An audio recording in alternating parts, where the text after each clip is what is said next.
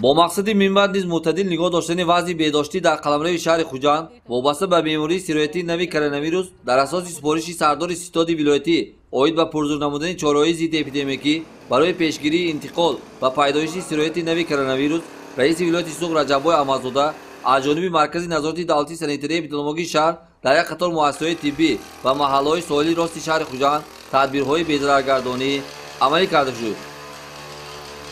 با مقصد پیشگیری پنجشنبه بیماری سیرویتی از آن جمله بیماری کرونا ویروس در ساحلی راست زیاده از 20 بناهای بلندوشانه استقامتی کارهای بی‌ضررگردانی گذرانده شد.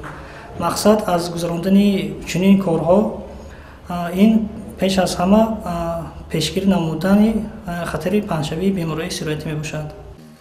تاکید کرد که نوابسته به قید گرفته نشدن بیماری کرونا ویروس از آغاز سال روان با نظرداشت خروج دوم آن در کشورهای منطقه با مقصد پیشگیری این گونه تدبیرها در آینده نیز منتظم عملی کرده می شود. از فرصت مناسب استفاده برده به تمام شهروندان شهر رساندنی هم که قاعده های بهداشتی را حتما رعایت کنند. ما در این روزها مشاهده نموده ایستادیم که تمام شهروندان نسبت این تدبیرها به اهمیت نموده در کوچه ها و داخل نقلیات ها، بازارها و دیگر جای جمعیتی قاعده های بهداشتی را رعایت نکرده به اهمیت می نمایند.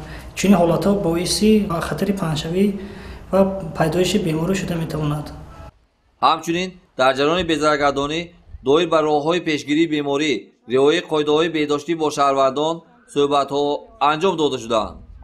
مقصد از گذراندن این گردش‌های پرزورکنی این گردش در سری وقت مثال یگان بیماری‌های سیرویتی رو نه تنها که دیگر بیماری‌های سیرویتی رو هم نیز دریافت کردن و درست‌تر خلق فهموندن علامت‌های اساسی بیماری کووید.